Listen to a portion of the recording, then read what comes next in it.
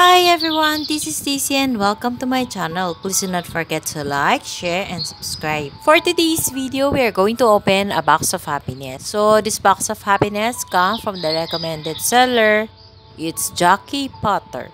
So siguro naman alam niyo na yung FB page ni Jackie Potter kasi palagi ko namang fineflexion sa mga vlog ko. You can check my previous vlog for their FB page. So let's start opening the box. So, hindi ko alam kung pang 4th or 5th order ko na to sa kanya. Pero, let's see kung well-packed pa rin.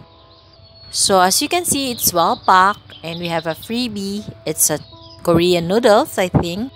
And then, there's lots of bubble pack inside. Ito yung una nating nakuha. Ang code is 103. So, may story itong 103 na to. Kasi it makes me happy.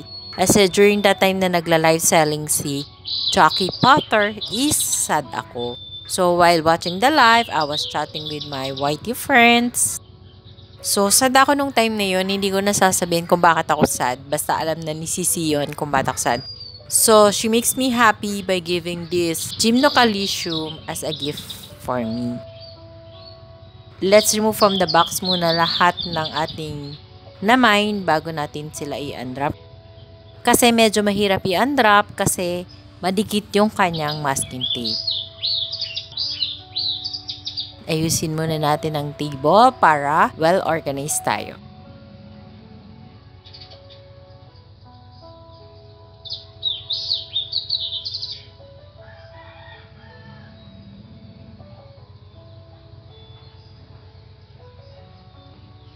Napansin muna ako bago tayo mag-unwraps. Look at the number ng code ng mga naman ko is 57, 76, and 67. So, what's the common number? It's 7. And yung 67 and 76 is binaligtad. So, it's a coincidence pero ang galing, di ba?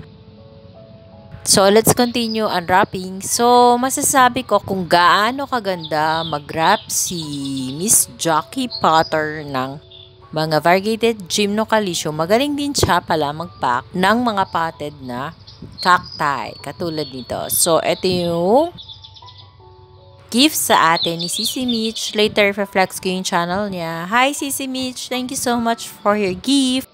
It really makes me happy.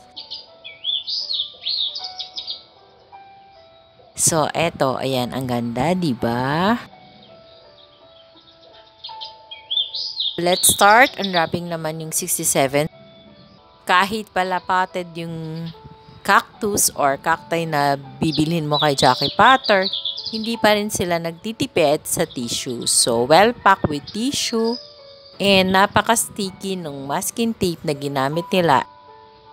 Take note, potted na siya ni pero walang natapon na soil or kahit bato doon sa loob ng box. So, malinis talaga. So, magagamit ko pa nga yung bubble wrap. So, I will keep it para kung sakali may padalhan tayo ng gift ulit, magagamit natin yung bubble wrap. So, tignan nyo, siksik na siksik yung tissue doon sa cacti and doon sa pot. Wala talaga matatapon na soil. So, ang ganda. So, maliit lang pala itong ano. Ito ay tinatawag na inermis. So, pag sinabing inermis, ito yung mga cactus na nearly spineless. So, right now, may dalawa pa siyang maliit na spine on top. So, sabi ni Miss Jackie Potter, wag ko daw tanggalin. It will be removed by itself. So, kusa siyang matatanggal. So, hintayin na lang natin. I bought that, I think, for 150 pesos, the inermis. So, the third one that we are unwrapping right now is another inermis. Napakadikit ng masking tape, so medyo mahirap siyang i-unwrap. Pero for the safety rin naman ng plants yun. Kasi may possibility na tatlo nga lang yung nabili ko plus yung free gift ni Sisi Mitch. So, aalok talaga siya pag walang masyadong, hindi siya na well pack.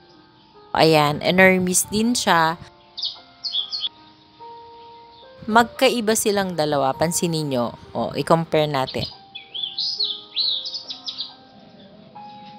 So, diba, magkaiba para yung inermis, yung isa wala na talagang spine, it's really spineless. Pero magkaiba ang itsura nila. Ang ganda. So, I bought that for 150 each. Ito naman is nabili ko. The code is 57. Akala ko maliit lang siya. Malaki pala. Potted din shinip ni seller. Si Miss Jackie Potter kasi pag nag-reflect siya ng potted, siniship niya pala ng potted. So, pag uprooted yung flex niya, uprooted niya di ipapadala sa iyo. Pero sinasabi naman nila kung potted or uprooted yung ipapadala sa iyo. Pero mostly, pag variegated gymnocalycium, it's uprooted. Ito naman, ang tinatawag na crested cactus. Actually, when you say crested cactus, may abnormalities sa kanya. Crested cactus is a result of a genetic defect in the apical meristem. Merong genetic defect sa kanila, kaya sila nagiging ganyan yung itsura. So, yun ang sabi sa research na ginawa ko. Para lang din yan sa succulent, diba may tinatawag tayong crested succulent. So, parang marami siyang dahon na parang very compact, ganun. So, parang ganun din yung itsura ng mga crested cactus. Tignan nyo. Yung ribs niya naman ang nagiging crested and then, yun, maraming spine. May bibi na siya, dalawa. Gusto ko lang ayusin yung mga potted na cacti. Kasi, diba, yung na may free na gift sa atin ni Sisi is parang nakalubog siya dun sa pot. Dito ko rin siya ipapat sa pot niya. Kaya lang, gusto kong dagdagan na acadamasoid kasi gusto ko nakalutang siya, parang naka-float dun sa pinaka-pot. Ayoko kasi nang nakalubog kasi pag diniligan mo siya, lalo siyang lulubog. So, gusto ko lang naka-level lang siya dun sa pinaka-top nung pot. Sumobra nga yung akadamang nilagay natin, bawasan natin, and then tap ulit natin ng acadamasoid. Acadamasoid, lagi kong sinasabi sa inyo, it's good for cacti, sa mga bonsai. So, it's originated from Japan. As we know, pag sinabing Japan, magaganda talaga yung quality. Subuko na ang acadamasoid. I can recommend it to you. Ayan, ganyan na yung itsura niya. Pero nakukulangan pa rin ako. Gusto ko talaga makover yung parang may corks sa ilalim ng cactus para maganda naman siyang tingnan pag nilagay natin dito sa ating table. Dagdagan lang natin na acadamasoid.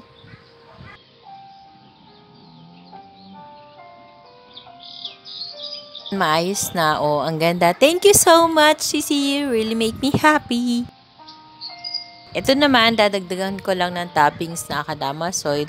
Kung napapansin nyo, hindi ko kasi mapakita kasi baka malaglag yung enormis pag pinakita ko yung ilalim na part. Actually, when I shake the pot, makita nyo, may nahuhulog na maliliit na pumice stone.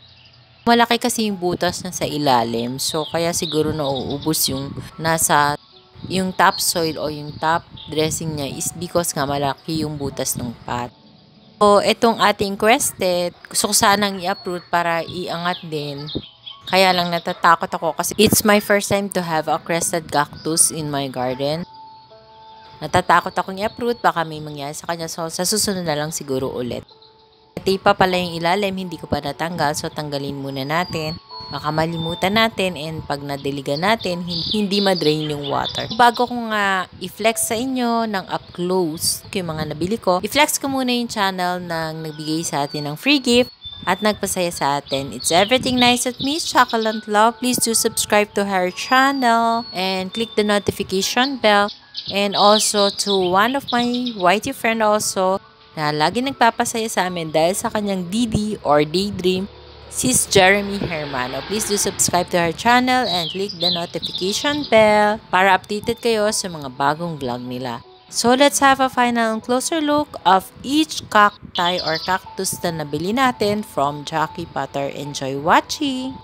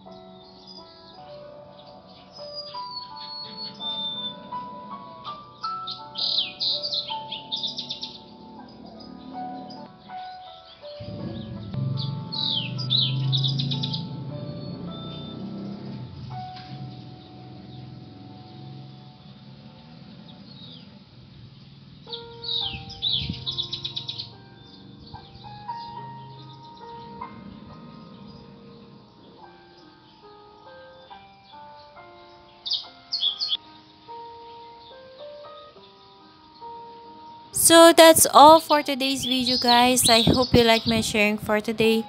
Thank you for watching. Please do not forget to subscribe and share my video to your family, friends, and relatives. Bye for now. See you on my next video. Bye. God bless us all. Bye.